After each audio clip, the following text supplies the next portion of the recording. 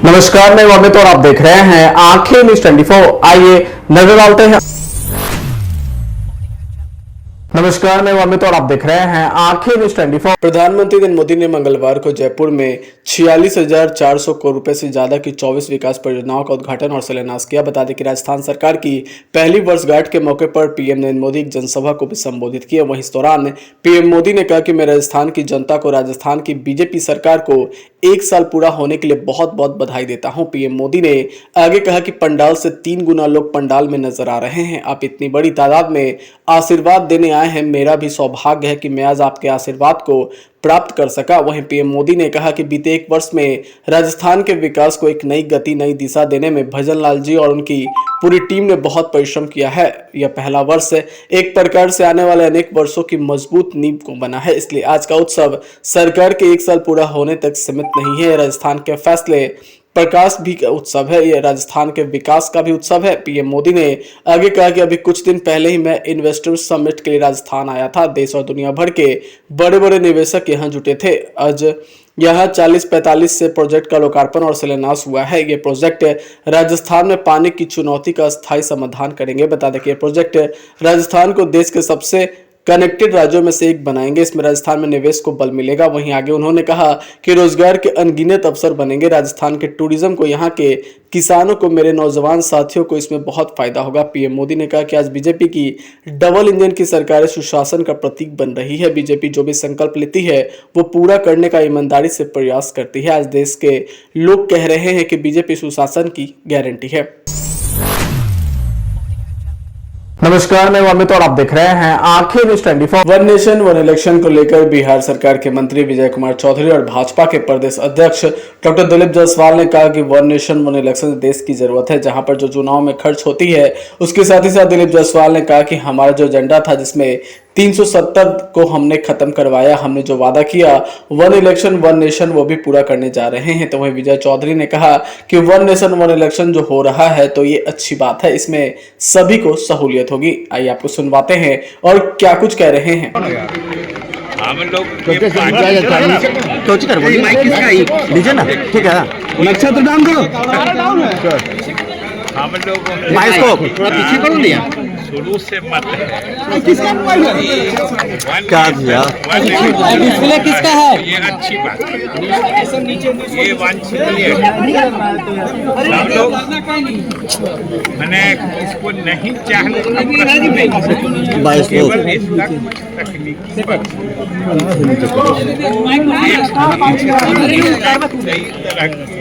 संशोधन संविधान में कर लीजिए। ठीक है, मेरे निषेध थोड़ा डाउन करो। अगर एक साथ निषेध हो जाता है तो हम लोग की पार्टी इस बात को मानती है। हमारे नेता नीतीश कुमार इस चीज के पक्षधर रहे हैं। इसमें कहाँ से पकड़े भैया बताइए, तो जगह है। मंत्री जी, नीतीश कुमार के यात्रा का नाम बदला गया है, महिला यात्रा को बदल के दूसरा यात्रा का नाम रखा गया प्रगति यात्रा। क्या कहेंगे? पहला यात्रा का नाम आपने रखा था। आईडी नीचे करो ना, पहला यात्रा जो बोल नीचे कौन है? अरे बायोस्कोप ये सामने तो है, सामने आप ला दीजिए तो आ गया, मिटा दीजिए मिट गया, फिर नाम ला दीजिए। प्रगति की बात करनी होगी ना। अरे फिर अब बात क्या करनी है? तो लीजिए, ठीक है। विधिवत घोषणा हो तब तक खैर से इंतजार, नहीं तो अपने मन से आज कुछ नाम दीजिएगा तो कल फिर यही पूछना पड़ेगा जो नाम बदल गया, जबकि नाम बदलता है। देखिए, मैंने कहा अभी कि वन नेशन वन इलेक्शन इस देश की जरूरत है।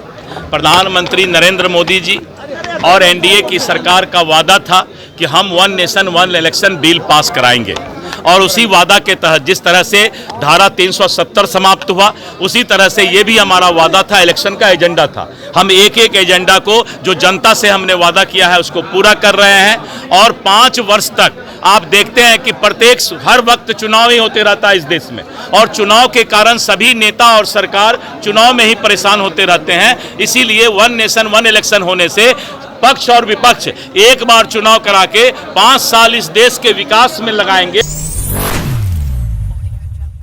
नमस्कार, मैं अमित और आप देख रहे हैं आंखें न्यूज 24। उपेंद्र कुशवाहा ने मीडिया से बात करते हुए उन्होंने कहा कि वन नेशन वन इलेक्शन बहुत ही अच्छा प्रस्ताव है। अगर पास होता है, क्रियान्वित होता है तो देश को बहुत ही फायदा होगा। कम समय की बचत होगी। बार बार चुनाव होने से पैसा ज़्यादा खर्च होता है और एक बार में इलेक्शन होने से पैसे की बचत होगी। एक साथ चुनाव होने से लोगों को हर तरह की सुविधा होगी। ये बहुत ही अच्छा प्रस्ताव है, इसको पारित होना ही चाहिए। वहीं जब उपेंद्र कुशवाहा से पूछा गया कि विपक्ष लगातार one nation one election bill का विरोध कर रहा है, तब उन्होंने कहा कि हम विपक्ष के लोगों से हाथ जोड़कर यह विनम्र निवेदन करते हैं कि हम विपक्ष में हैं, इसलिए सरकार के हर कामों का विरोध करें, ये बिल्कुल सही नहीं है। सरकार यदि कहीं गलती करती है तो विपक्ष के लोगों को उसमें हस्तक्षेप जरूर करना चाहिए, यह उनका अधिकार और हक है। लेकिन जब सरकार देश हित में कोई काम करे तो उनका समर्थन विपक्ष को जरूर करना चाहिए। देश हित में होता है। वन नेशन वन इलेक्शन देश हित में लिया गया फैसला है, इसलिए विपक्ष को इसमें सरकार का सहयोग करते हुए इस बिल को पास करने में सरकार की सहायता जरूर करनी चाहिए। आइए आपको सुनवाते हैं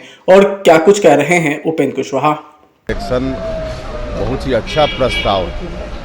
अगर पारित होता है, कानून बनता है, कार्यान्वित होता है तो देश को बहुत ही फायदा होगा।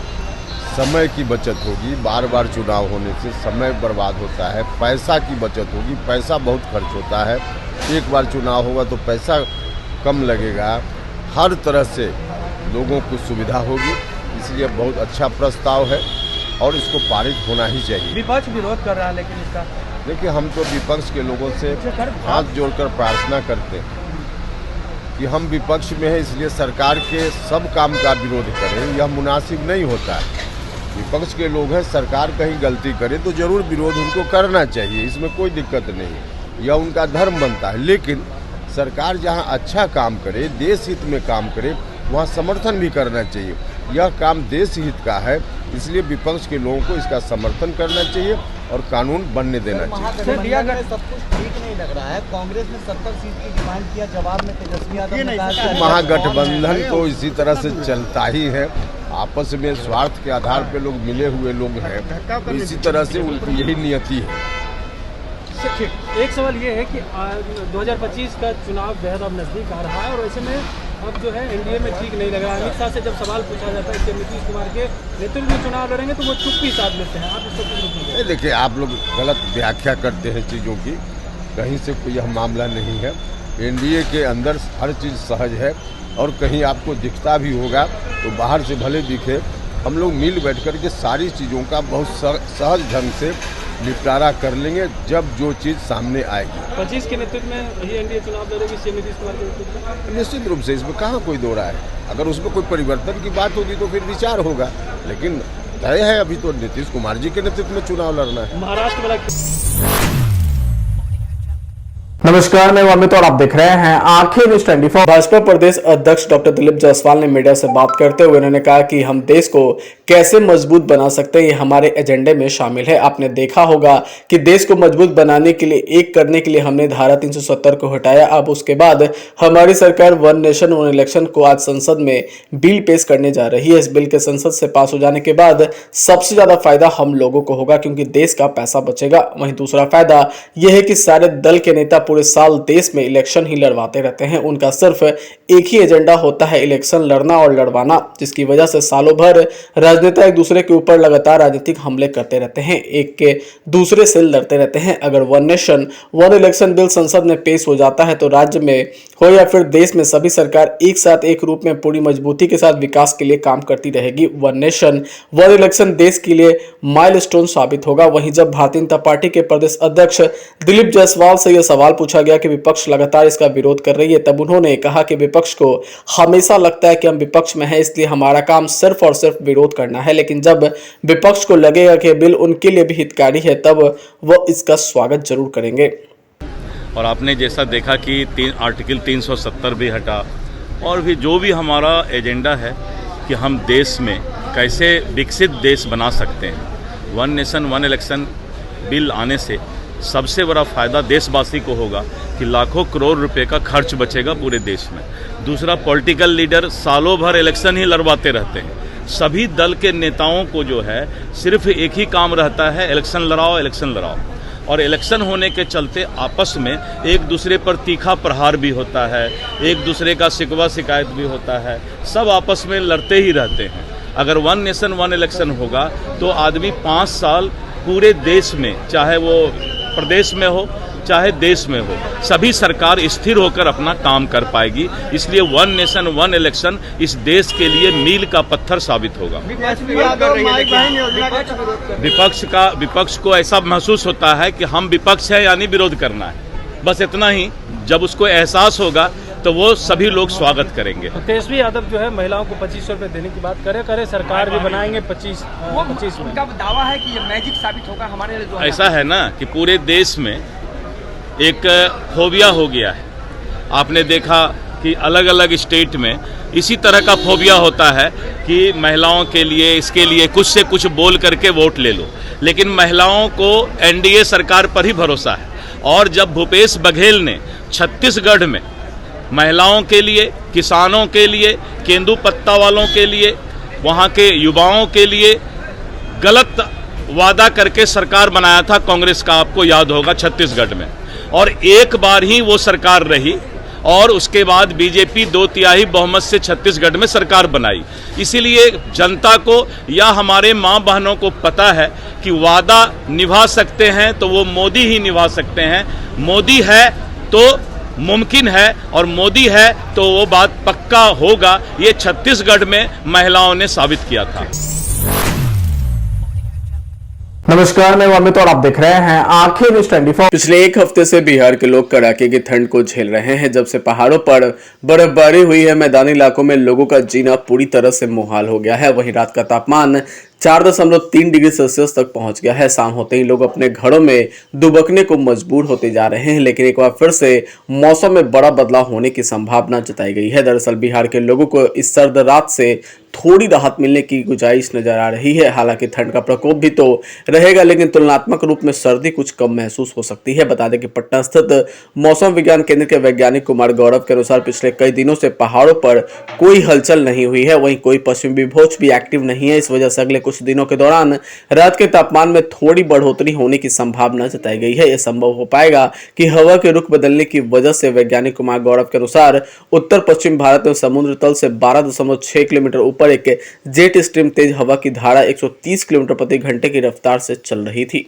वहीं साथ ही राज्य में हवा की दिशा बदली हुई नजर आ रही। अब धीरे धीरे पछुआ की जगह पूर्वैया चलने का पूर्वानुमान जताया गया है। इस वजह से तुलनात्मक रूप में ठंडक कुछ कम महसूस हो सकती है। वहीं आईएमडी के अनुसार अभी कड़ाके की ठंड का कोई खास पूर्वानुमान नहीं आया है। हालांकि सुबह के समय राज्य के कई भागों में हल्के से मध्यम दर्जे का कोहरा छाए रहने की संभावना जताई गई है। बिहार मौसम सेवा केंद्र के आंकड़े बताते हैं कि आज और कल सुबह का अरवल, गया, औरंगाबाद, रोहतास और भोजपुर जिले के भागों में ठिठुरन की स्थिति रहने का पूर्वानुमान जताया गया है। इसके साथ ही राज्य में न्यूनतम तापमान 8 से 12 डिग्री सेल्सियस के बीच रहने की संभावना है। अगले 2 दिनों में तापमान में 2 से 3 डिग्री सेल्सियस की क्रमिक वृद्धि का पूर्वानुमान है। वहीं कुहासे की बात करें तो पश्चिमी चंपारण, सारण, सिवान, बक्सर, पटना, मुजफ्फरपुर, वैशाली, दरभंगा, खगड़िया, बेगूसराय, समस्तीपुर, मधेपुरा, जमुई, भागलपुर और किशनगंज जिले के भागों में देर रात और सुबह के समय मध्यम से घना कोहरा छाया हुआ है।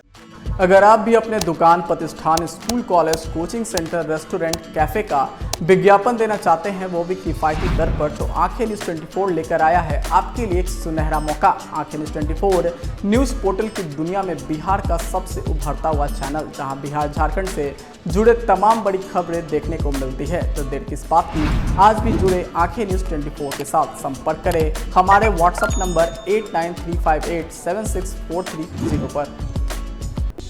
क्या आप पत्रकारिता के क्षेत्र में अपना कैरियर बनाना चाहते हैं? तो आज ही Royal Ashoka Institute of Mass Communication and Journalism में अपनी जगह सुनिश्चित करें। आर्यभट्ट ज्ञान विश्वविद्यालय पटना से मान्यता प्राप्त 100% प्लेसमेंट के साथ royal Ashoka Institute of Mass Communication and journalism नामांकन जारी है। हमारा पता है DS/16 गायत्री मंदिर के समीप, कंकड़बाग, पटना 8,20,000। आप हमें संपर्क भी कर सकते हैं। हमारा मोबाइल नंबर है 9955456126।